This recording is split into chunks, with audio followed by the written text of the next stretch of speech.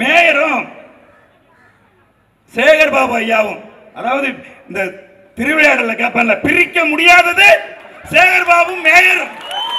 ஆமா, எங்க பாரு ஜோடி ஜோடியா அப்படியே வர வேண்டியது. அதுலயும் நீங்க பாத்தீங்கன்னா அந்த அம்மா அப்படி கையை வச்சுட்டு அப்படி நடந்து வந்தாங்க பாருங்க, ஒரு தெனாவட்டு நட. துப்புரவு தொழிலாளர் ஒரு வாரமா வீதியில் தூக்கி வீசப்பட்டு கிடக்கிறான். அங்க இருக்கக்கூடிய ஒவ்வொரு பெண்ணும் ஒவ்வொரு ஆணும் எப்படியாவது அண்ணன் செந்தமிழன் சீமானை வர வச்சிருங்க, எங்க பிரச்சனைக்கு தீர்வு வந்துரும். உண்மையா, அது பொய்யெல்லாம் இல்ல, உண்மையாவே அழுகுது, கண்ணீர் வடியுது. எப்படியாவது அண்ணனை வர வச்சிருங்க தம்பி அப்படின்னு அழுகுறான். இந்த அம்மா அப்படி தெனாவட்ட நடந்து வருது. நம்ம ஆளு அதை விட ஒரு மடங்கு தெனாவட்ட அங்கிருந்து வந்து நின்று பத்திரிகையாளரை பார்த்து சொல்றாரு, நாங்க வாக்குறுதி கொடுக்கலையே, கொண்டா சரி நான் கொடுத்துடுறேன், என் தங்கச்சி வெண்ணிலா படிச்சு காட்டுச்சுல, கொடுத்துடுறோம். நீ என்ன பக்கம் ஒரு பக்கம் மீசை எடுத்துட்டு ஒரு மாசம் சுத்துறியா? ஒரு பக்கம் மீசை எடுத்துட்டு ஒரு மாசம் சுத்துவியா? அடுத்து ஒரு கேள்வி கேட்கிறான். ஸ்டாலின் ஐயா எதிர்கட்சியா இருக்கும் போது எடப்பாடி பழனிசாமிக்கு இந்த தூய்மை பணியாளர்களுக்கு பணி நிரந்தரம் செய்ய வேண்டும், அவர்களுடைய அந்த ஊதியத்தை உயர்த்தி கொடுக்க வேண்டும் என்று ஒரு கடிதம் கொடுத்தாரு. என்ன கொடுக்கலையா? கொடுத்திருந்தா கூட கொடுக்கலையா? கொடுத்துட்டா என்ன பண்ணுவ நீ? நான் கேட்கிறேன். அப்படியே ஒரு பக்கம் மொட்டையும் போட்டுக்கிறியா? நான் கேட்கிறேன். ஏயா அது என்னையா? எதிர்கட்சியா இருந்தா ஒரு வாயி, அது நல்ல வாயி, இன்னைக்கு பேசுறது நார வாயா? உங்களுக்கு எல்லாம் வெக்கமானம் இல்ல? சூடு சொல்றேன் இல்ல? 2000 பேரு, கிட்டத்தட்ட 300க்கும் மேற்பட்ட குடும்பம் இந்த மாசம் வேலை இல்ல, அவன் வீட்டுல சோறு இல்ல, படிக்கிற பிள்ளைகளுக்கு பணம் கட்ட முடியாது.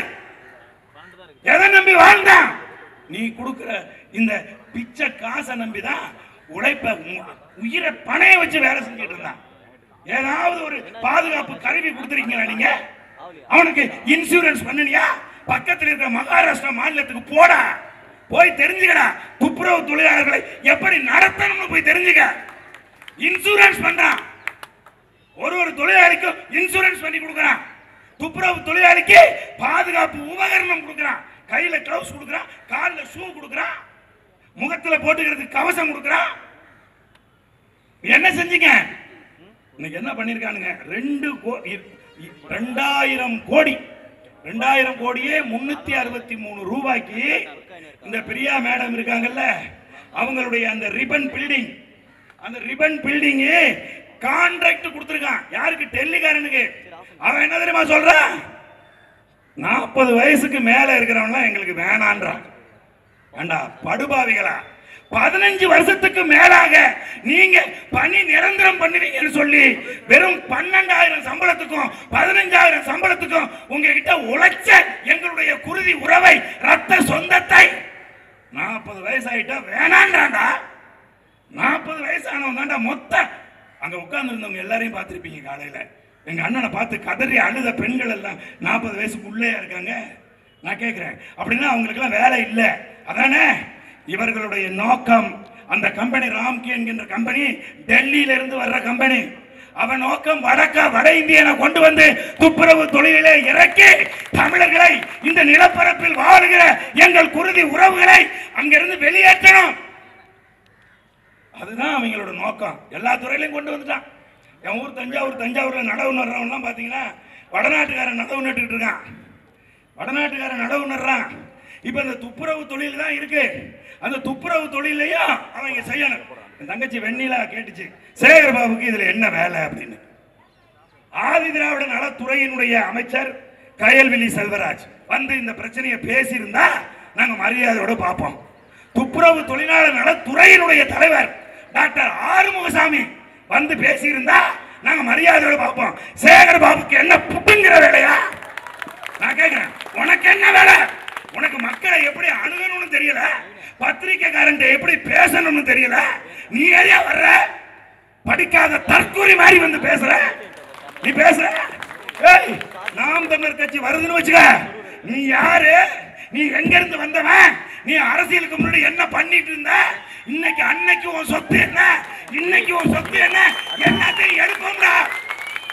சேகர் பாபு என்ன மிரட்டல்?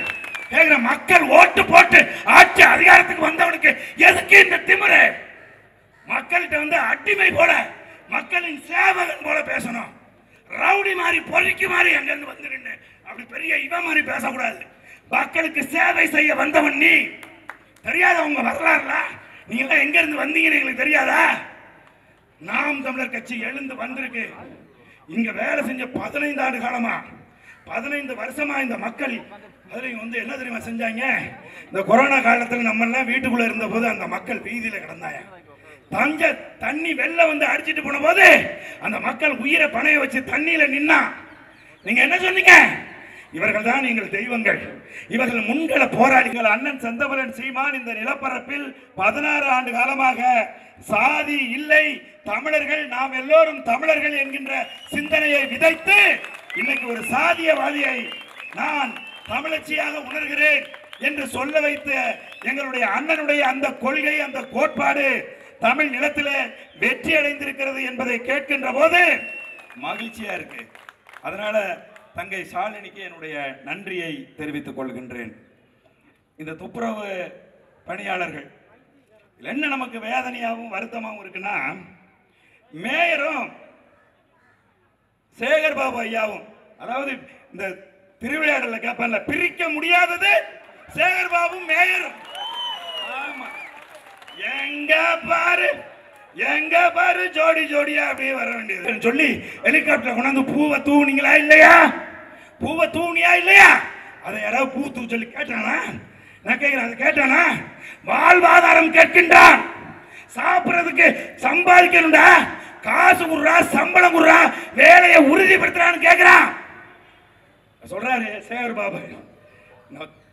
பேச்சுவார்த்தைக்கு கூப்பிட்டு உட்கார வச்சு, என்ன மானாங்கனியா முதலமைச்சரை பேசுறீங்க, அவர் குடும்பத்தை இழுத்து பேசுறீங்க, நாங்க நினைச்சிருந்தா முத நாளே உங்களை அடிச்சு விரட்டி இருக்க மாட்டோமா அப்படின்னு. ஐயா, நீ முறவாச பண்றவன்யா, நீ முறவாச பண்றவன், அதனால நீ மரியாதையா பேசலாம். அவரு நாங்க ஓட்டு போட்டு தேர்ந்தெடுத்த எங்க முதலமைச்சர், அவரை நாங்க இப்படிதான் பேசுவோம். எங்களுக்கு நல்லது செய்யலனா, என் ரத்த சொந்தங்களை வீதியில நிறுத்தினா, குப்பையை மாதிரி அவன் தூக்கி ரோட்ல போட்டேன்னா இப்படித்தான் நாங்க பேசுவோம். நீ யாரா கேட்கறதுக்கு? எங்க முதலமைச்சர் அவரு. நீ முறவாசல் செஞ்சதுனால உனக்கு வேணா முதலாளியா இருக்கலாம். ஒன்னே ஒன்னு சொல்லிட்டு நான் விடைபெறேன். அம்மா துர்கா ஸ்டாலின் அம்மா, நீங்க எத்தனை கோயிலுக்கு போய் நீங்க சாமியை கும்பிட்டாலும் உங்க புருஷனும் உன் பிள்ளையும் செஞ்சிட்டு இருக்கக்கூடிய இந்த பாவம் தீரவே தீராது, உன் தலைமுறைக்கு தொடரும் என்று கூறி விடைபெறுகிறேன். நாம் தமிழர். அடுத்ததாக மாநில கொள்கை பரப்பு செயலாளர் சாட்டை துரைமுருகன் அவர்கள்.